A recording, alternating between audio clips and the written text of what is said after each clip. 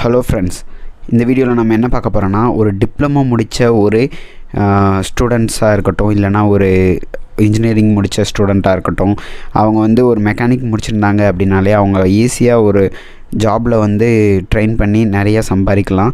அதில் வந்து இப்போ மெக்கானிக் ஃபீல்டில் வந்து நல்ல க்ரோத் இருக்கிற ஒரு டிபார்ட்மெண்ட்டுன்னு பார்த்தீங்கன்னா, இப்போது ப்ரொடக்ஷனில் இந்த மாதிரி சிஎன்சி, அதுக்கப்புறம் லேத் மிஷின், அதுக்கப்புறம் இந்த மில்லிங் மிஷின், ட்ரில்லிங் மிஷின், இந்த மாதிரி ஒர்க்கல் நீங்கள் கற்றுக்கிட்டீங்க அப்படின்னா ரொம்ப க்ரோத்தாக இருக்குது. இப்போது மார்க்கெட்லேயும் பார்த்திங்கன்னா அதிகப்படியான சம்பளம் வாங்கிட்டு இருக்கிற ஒர்க்கில், இல்லைனா அதிகப்படியான வேலைவாய்ப்பு கிடைக்க ஒரு ஒர்க்காக இந்த ஒர்க் இருக்குது. இந்த ஒர்க்கு பார்த்திங்கன்னா லேத் மிஷினில் வந்து எப்படி டர்னிங் பண்ணுறது, லேத் மிஷினில் எப்படி ஒரு க்ரூவிங் பண்ணுறது, எப்படி த்ரெட்டிங் பண்ணுறது, எப்படி போரிங் பண்ணுறது, அதுக்கப்புறம் எப்படி ஒரு மில்லிங் மிஷினை வச்சுட்டு எப்படி நம்ம மில் பண்ணுறது அப்படின்றத பற்றியெல்லாம் நீங்கள் வந்து ஒன்று ஒன்றா நீங்கள் கற்றுக்கிட்டிங்கனாலே எப்படியும் மேக்ஸிமம் ஒரு வருஷத்துக்கு மேலே நீங்கள் எக்ஸ்பீரியன்ஸ் கேதர் பண்ணுற மாதிரி இருக்கும். இப்போ இந்த டர்னிங் பண்ணுறது, இப்போ லேத் மிஷினை பொறுத்த வரைக்கும் எல்லாருக்கும் அதோட கிளியரன்ஸாக சில பேருக்கு இப்போ தெரிய மாட்டேங்குது. அது என்னென்னா, இப்போ வந்து சிலிண்ட்ரிக்கலாக, அதாவது ஒரு வட்ட வடிவமாக, அதாவது ஒரு உருளை வடிவமாக இருக்கிற ஒரு பார்ட்டை மட்டும்தான் நம்ம வந்து இதில் டர்னிங்கே பண்ண முடியும். இப்போ ஸ்கொயர் டைப்பில் பண்ணணும், ஸ்கொயராக மில் பண்ணணும் அப்படின்னா அதுக்கு வந்து மில்லிங் மிஷினில் தான் போட முடியும். இது வந்து வட்ட வடிவமாக, அதாவது சிலிண்ட்ரிக்கலாக உருவாக்குறதுக்கு மட்டும்தான் லேத் மிஷின். இதில் வந்து ஒரு ஜாபை மட்டும் நம்ம பண்ண போகிறோம் அப்படின்னா லேத்தில் போடணும், மேனுவல் லேத்தில் போட முடியும்.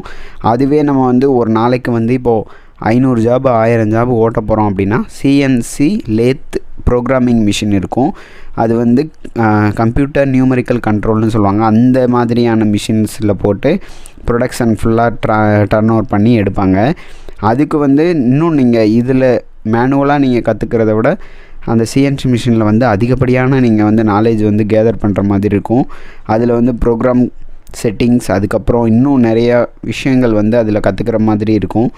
இது மேனுவல் மிஷினில் நீங்கள் பேசிக்காக நீங்கள் வந்து இப்போ கற்றுக்க போகிறீங்க அப்படின்னா, மேனுவலாக இருக்கிற இந்த மிஷின்ஸில் எப்படி சென்டர் செட் பண்ணுறாங்க, எப்படி ஒரு வெர்னியரை எடுத்து எப்படி செக் பண்ணுறாங்க, அதுக்கப்புறம் எப்படி ஒரு சிம்பிளாக ஒரு டர்னிங் எப்படி பண்ணுறாங்க, சிம்பிளாக ஒரு ட்ரில்லிங் எப்படி பண்ணுறாங்க அப்படின்றதெல்லாம் நீங்கள் வந்து ஒன்று ஒன்றா நீங்கள் கற்றுக்கிட்டீங்க அப்படின்னா, அதுக்கடுத்து நீங்கள் சிஎன்சி மிஷினில் வந்து நீங்கள் கற்றுக்கிடும் போது அது உங்களுக்கு ரொம்ப யூஸ்ஃபுல்லாக இருக்கும். இப்போ டேரெக்டாக நீங்கள் சிஎன்சி மிஷினுக்கு வந்ததுக்கப்புறம் இதில் எப்படி ஆக்சிஸ் மூவ் பண்ணுறதுன்னு தெரியல, இதில் எப்படி டர்னிங்னா என்னன்னு தெரியல, டூல்லாம் எப்படி செட் பண்ணுறதுன்னு தெரியல அப்படின்னு நீங்கள் வந்து அந்த நேரத்தில் நிற்கும்போது உங்களுக்கு வந்து அது ஏதோ பெரிய கஷ்டமான வேலை மாதிரி தெரியும்.